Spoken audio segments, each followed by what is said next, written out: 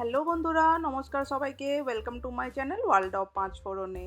আজকে নিয়ে এসেছি আপনাদের সঙ্গে শেয়ার করতে বাঁধাকপির একটা দারুণ সুন্দর রেসিপি। বাঁধাকপির এই রেসিপিটা দিয়ে আপনারা রুটি, ভাত, পরোটা সবই খেতে পারবেন। খুবই চটজলদি সিম্পল প্রসেসে আমি দেখাচ্ছি আজকের রেসিপিটা।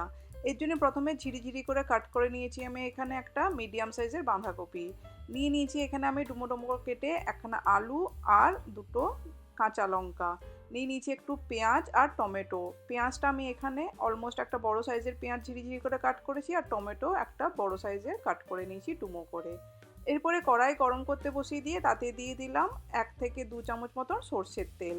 বেঙ্গলি স্টাইলে দেখাচ্ছি সেই জন্য সর্ষের তেলে করছি, আপনারা চাইলে সাদা তেলেও রান্নাটা করতে পারেন। তেল গরম হতে তাতে দিয়ে দিলাম ফোড়নে সবার প্রথমে 1 চামচ জিরে। জিরেটা হতে হতে তার সঙ্গে বাকি কিছু ড্রাই স্পাইসেস দিয়ে দিচ্ছি। প্রথমেই কিন্তু তেলের মধ্যেই আমি দিয়ে দিলাম পিঞ্চ অফ একটু চিনি।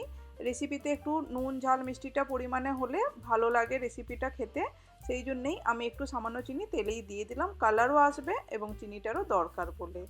এরপরে দিয়ে দিচ্ছি আমি এখানে 1 চামচ আদা রসুনের পেস্ট। এরপরে আমি এর মধ্যে দিয়ে দিচ্ছি দুখানা তেজপাতা। এই সমস্ত ইনগ্রিডিয়েন্টসগুলো এবার তেলের মধ্যে 2 থেকে 3 মিনিটের জন্য একটুখানি নেড়ে চেড়ে কষিয়ে নেবো, যতক্ষণ না আদা রসুনের কাঁচা গন্ধটা চলে যাচ্ছে।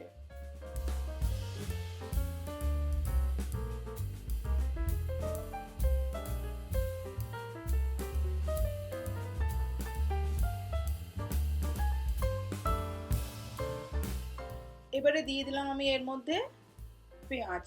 পেঁয়াজটা আমি স্লাইস স্লাইস লম্বা করে কেটে নিয়েছি। পেঁয়াজের পরিমাণটা কিন্তু বেশ অনেকখানি রেখেছি। একটা বড় সাইজের পেঁয়াজ স্লাইস করে কেটে আমি এর মধ্যে দিয়ে দিচ্ছি। ভালো করে নেড়ে চেড়ে একটুখানি পেঁয়াজটা কষিয়ে নেব।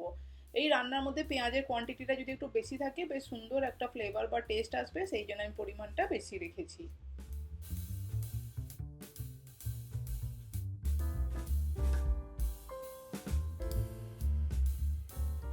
2 মিনিটের জন্য নেড়ে চেড়ে পেঁয়াজটাকেও একটু হালকা সটে বা ফ্রাই করে নিচ্ছি।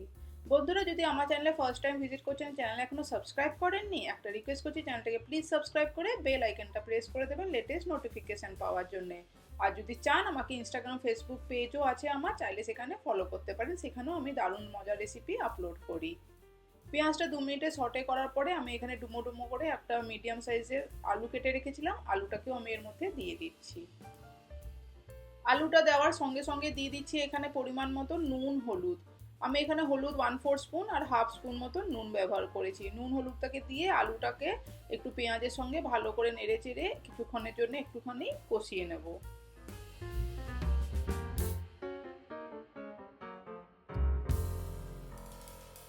বন্ধুরা, যদি চান, আমার চ্যানেলে প্লে লিস্ট বানানো আছে, ডিফারেন্ট টাইপের প্লে লিস্ট বানিয়ে রেখেছি ডিমের, চিকেনের, ভেজ, ডায়েট রেসিপির। চাইলে সেখান থেকে রান্নাগুলো দেখতে পারেন, খুব ইজিলি ফাইন্ড আউট করে নিতে পারবেন।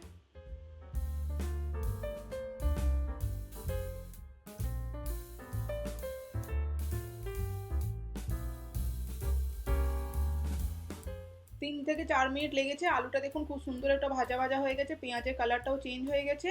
এই সময় দিয়ে দিচ্ছি আমি আগে থেকে কেটে রাখা বাঁধাকপিটা। বাঁধাকপি কিন্তু আমি ভাপাইনি, কিছু করিনি, জাস্ট নর্মাল কেটে ধুয়ে পরিষ্কার করে রেখেছিলাম জল ঝরিয়ে। এরপরে বাঁধাকপিটা দিয়ে দিলাম, দিয়ে ভালো করে নেড়ে চেড়ে আলু, পেঁয়াজ আর মশলার সঙ্গে মিক্স করে নিচ্ছি।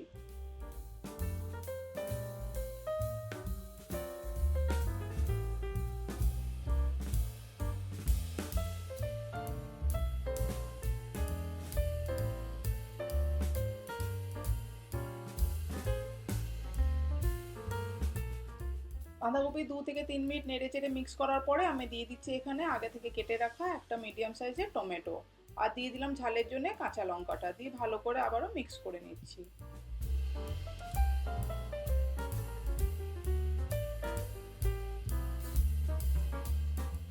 এবার আমি এখানে দিয়ে দিচ্ছি 1 চামচ ভর্তি করে ঘরে বানানো জিরে গুঁড়ো। জিরে গুঁড়োটাকে দিয়েও ভালো করে নেড়ে চেড়ে মিক্স করব।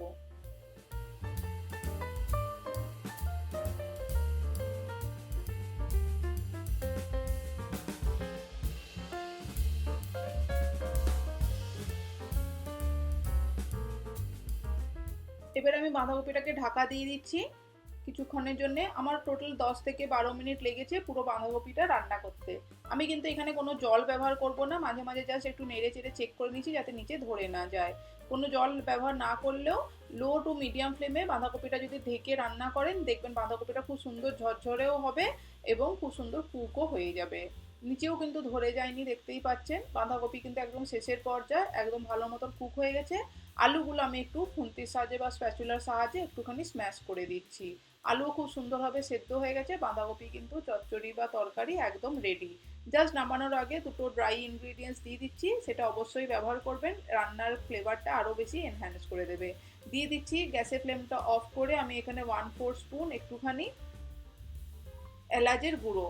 আপনারা চাইলে গরম মশলার গুঁড়ো ব্যবহার করতে পারেন, আমি কিন্তু গরম মশলা ব্যবহার করছি না এই রান্নাতে, জাস্ট এলাচের গুঁড়ো দিলেই কিন্তু খুব দারুণ একটা ফ্লেভার আসবে। আর দিয়ে দিচ্ছি 1 চামচ বা হাফ চামচ মতন এখানে গাওয়া ঘি।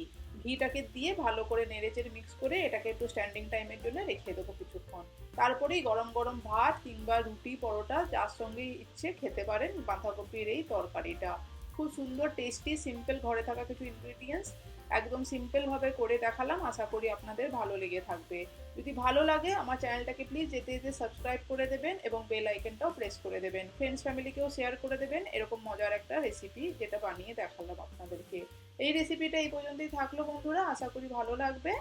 আমি আবারও ফেরত আসবো নতুন রেসিপি নিয়ে, ততক্ষণে সবাই ভালো থাকবেন, সুস্থ থাকবেন, এইভাবেই আমাকে সাপোর্ট করবেন, পাশে থাকবেন। এতক্ষণ পাশে থাকার জন্য অনেক ধন্যবাদ। Thank you.